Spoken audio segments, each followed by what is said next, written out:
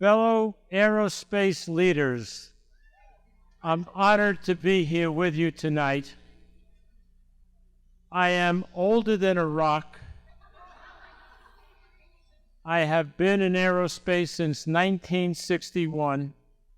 62, I take it back, 1 year less, when I began my career at NASA. It has been an amazing trip. I didn't go to graduate school because I heard the speech by John F. Kennedy in the summer of 1961 when he said, "We go to space not because it's easy, but because it's hard." And man, oh man, is it really hard.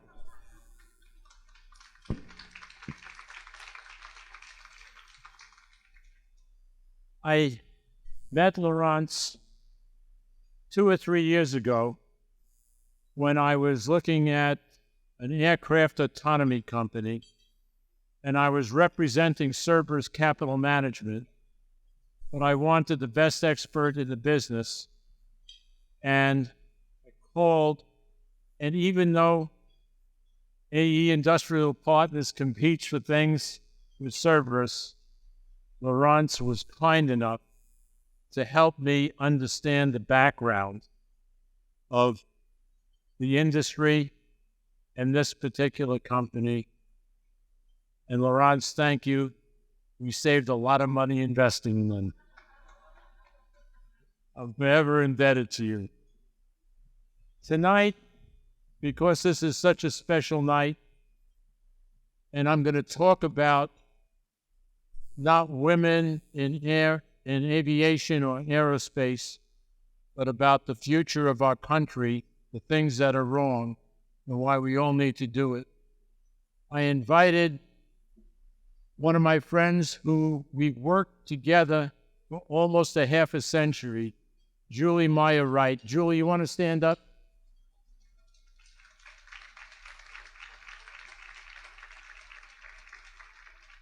Julie helped build my multi-billion-dollar business at TRW, which got acquired by Northrop Grumman after I left. And she's an amazing person.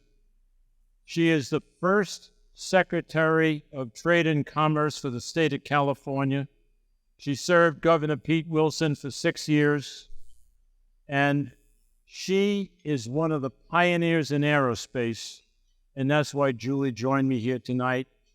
She and my wife and Julie, we've been close friends for half a century. Thank you so much, Julie.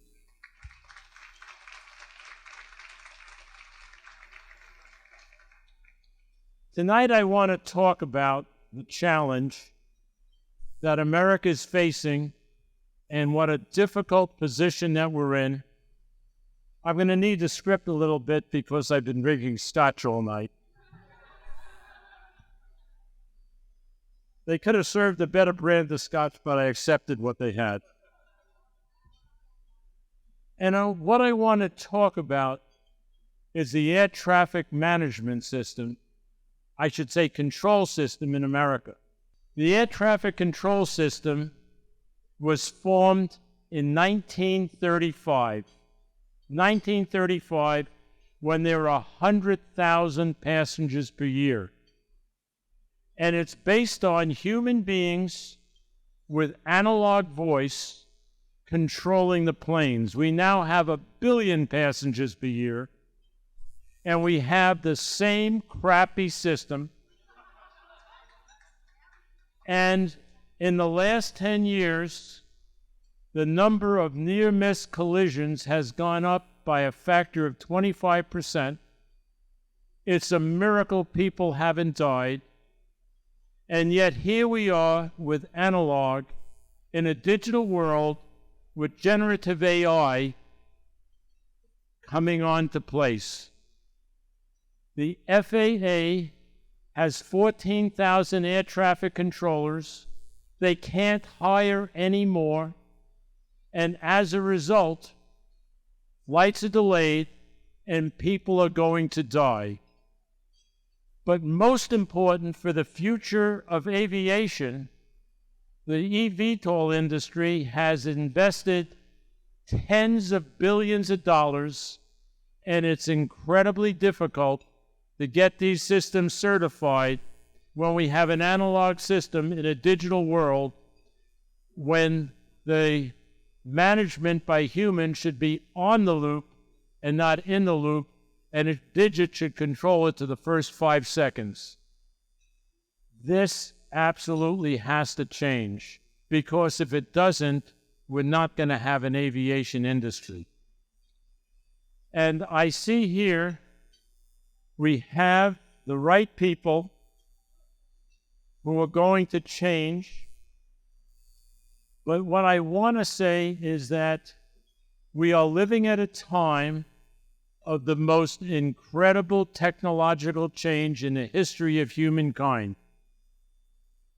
I lived through the 1990s when we had one technology, the internet. And the internet changed everything we had. But now we have 7 technologies that I'm going to cheat and look at my notes because of the condition I'm in. And I'm going to list 7 technologies that are happening simultaneously today. Autonomy in aircraft, in automobiles, and in sea vehicles for humans and for machines. Robotics that behave just like humans. Generative AI and the algorithm, software, and semiconductors that go with it. And if you don't realize it, within a year or two, everybody's life is going to change because of it. Quantum computing, communications, and sensing is happening. I'm working on constellations of spacecraft right now that are going to build interferometric systems based on superposition. Affordable, radioactive-free, thermonuclear power generation. We're 5 to 7 years away from the first commercial versions of these systems. I'm personally advising a group that's doing it, so I have a little vested interest. Hope to make a little money. Digitally controlled additive manufacturing for ceramics, metals, polycarbonates, and polymers. And finally, what we forget is the biological revolution with gene splicing. We're going to start making physical products out of biology. Now, how can America, how can the world have a single sex dominating the science, technology, and industry? It's going to take everything we have, and I ask each of you in this room to take the time to sponsor people, to get them to enroll in science and engineering and technology instead of the goddamn liberal arts.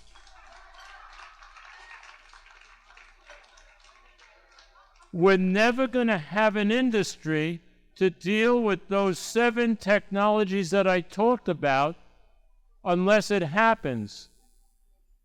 And it's not going to be run from old men like me, but it's going to be run by people who have the courage to take on the impossible tasks. They're coming. And now let me give you a few reference points. I said 1 billion passengers a year. McDonald's was formed 5 years after the present air traffic control system was formed. When McDonald's was first formed, they had human control of everything. McDonald's is now the most tech-savvy company in the world, and they wouldn't be selling 1 billion hamburgers every 2 weeks. But now we have an air traffic management system run by 14,000 controllers that are not going to have the capacity to prevent collisions in midair. And it isn't going to happen unless we work together to convince the leadership of this country that we will not have an aviation industry unless the FAA goes digital. And I'm going to tell you a little story here out of school. You probably will tell people, but try not to. In 1995, when I was the administrator of NASA, I went over to the FAA and I said, you cannot have an air traffic control system that works in analog when we are in an internet revolution. And I said, I have just developed a system where the first 5 seconds are controlled digitally and the human is on top of the loop instead of in the loop. I ran NASA for 10 years at a flat budget, no increase. I turned back $50 billion to the U.S. Treasury. I'm slightly conservative. And with a flat budget, I canceled $600 million worth of programs so that we could build and develop an air traffic management system where the human being was on the loop, not in the loop, and planes communicated via digits for the first 5 seconds. Humans made the long-term decisions and made sure the systems would work. Well, guess what? In 1996, the head of the FAA, who happened to be a woman, went to the President of the United States and said the air traffic controllers were going to go on strike if that system was going to be implemented. And I was called by the White House and told to cancel the goddamn thing. Pardon my English.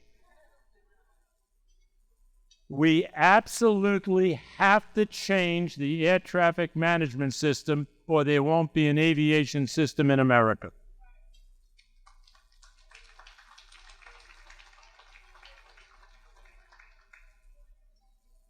We're in a final stretch, so everyone can eat in a minute.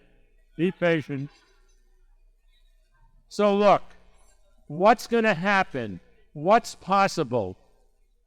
If we could go do these things, within 10 years, we're going to have hypersonic flight at Mach 5 in a business-style jet. Why do I say I believe it? Because in 1992, I canceled the National Aerospace plane because they blew through $1.6 billion and never were able to make it work.